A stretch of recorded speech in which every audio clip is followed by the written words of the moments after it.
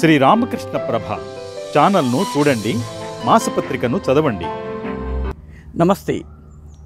ఒక మనిషి జీవితానికి ఒక లక్ష్యాన్ని నిర్ధారించుకున్నప్పుడు ఆ లక్ష్యాన్ని చేరుకోవాలంటే దారిలో అనేకమైనటువంటి అవరోధాలు వస్తాయి, అనేకమైనటువంటి ఇబ్బందులు, ఇడుములు, ఇక్కట్లు వస్తుంటాయి. అడుగడుగున అతన్ని పరీక్షించడం జరుగుతుంది. ప్రతి అడుగున అతన్ని వెనక్కి లాగే ప్రయత్నం జరుగుతుంది. ఇవాళ మనం చెప్పుకునేటటువంటి వ్యక్తి అలాంటి అనేకానేక ఇబ్బందులను, అవరోధాలను, అడ్డంకులను అధిగమించి ముందుకొచ్చి తన లక్ష్యాన్ని సాధించుకున్న వ్యక్తి. లక్ష్యాన్ని సాధించిన తరువాత కూడా అత్యంత సాధారణ వ్యక్తిగా, ఏది ఆశించకుండా, ఏమీ కోరుకోకుండా ఒక సామాన్య జీవితం గడుపుతున్నటువంటి వ్యక్తి.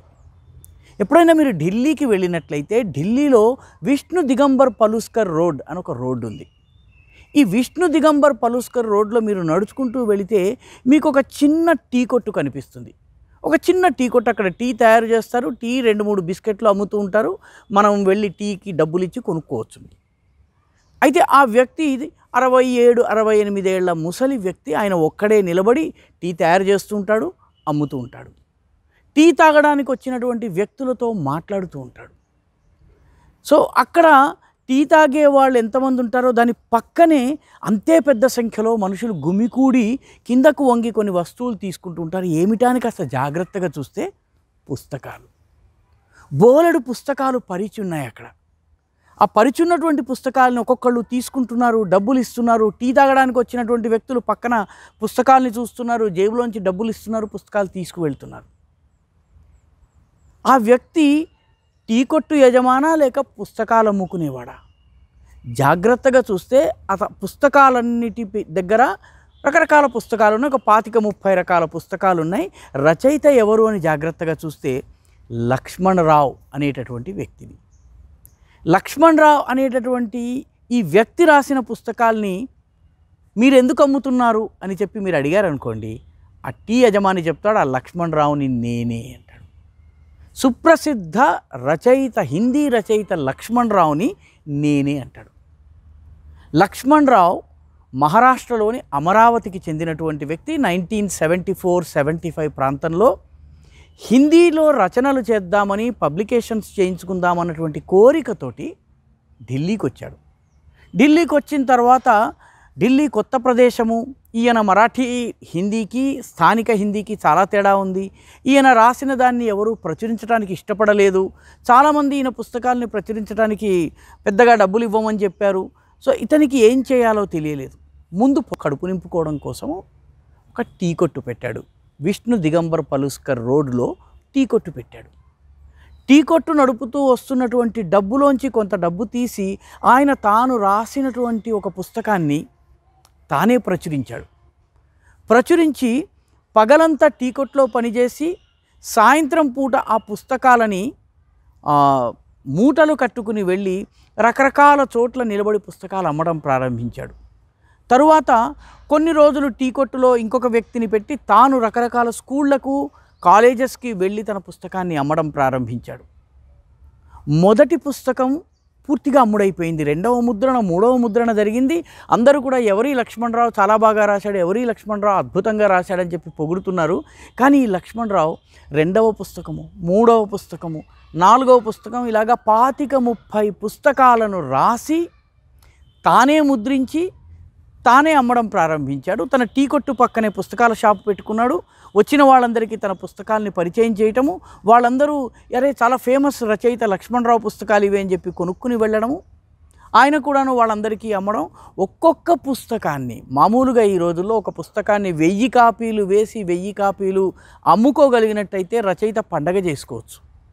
అలాంటిది ఆ లక్ష్మణరావు 30-30 వేల కాపీలు, ఒక్కొక్క పుస్తకం 15 ఎడిషన్స్, 20 ఎడిషన్స్ వేసి పుస్తకాలు అమ్ముకుంటున్నాడు.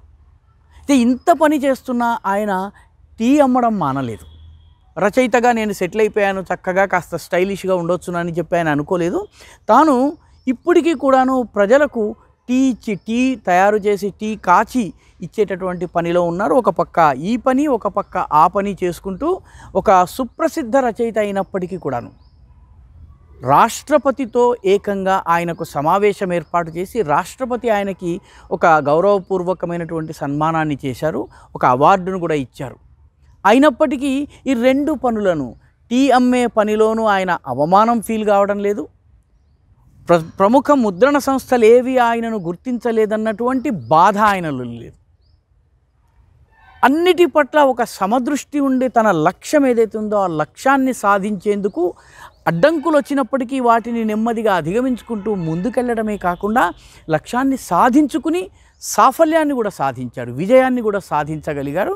ఇంత విజయం సాధించిన తరువాత అత్యంత నిరాడంబరంగా ఒక సాధారణ టీ కొట్టు యజమానిగా నిలబడుతున్నాడు.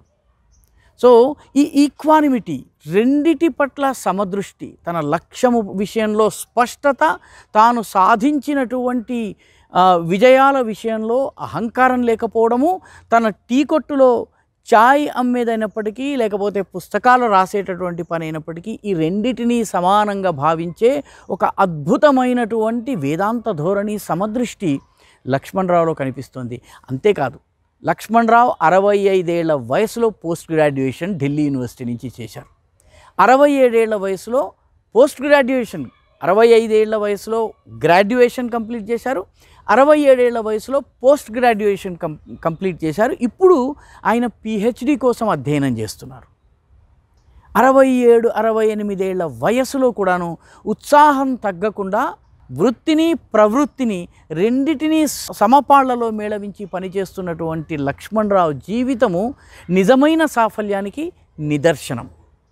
ఎన్ని అవరోధాలు వచ్చినా తన లక్ష్యాన్ని సాధించటం కోసము ఆయన రాజీ పడకుండా, సిగ్గుపడకుండా, అవమానపడకుండా ఆయన తన లక్ష్యాన్ని సాధించడం కోసము ముందుకు వెళ్ళినటువంటి విధానం ఏదైతే ఉందో దీనిని మనం అందరము అనుసరించవచ్చు.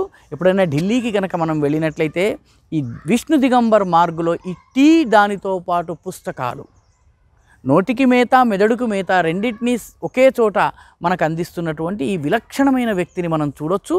అతని నుంచి మనము ప్రేరణ పొందవచ్చు. చిన్న చిన్న విఘాతాలకే నీరసపడిపోయే వ్యక్తి అమరావతి నుంచి ఢిల్లీ వరకు, చాయ్వాలా నుంచి పుస్తక రచయిత వరకు లక్ష్మణరావు చేసినటువంటి ఈ అమోఘమైనటువంటి అద్భుతమైనటువంటి ప్రయాణం నుంచి ప్రేరణ పొందవచ్చు.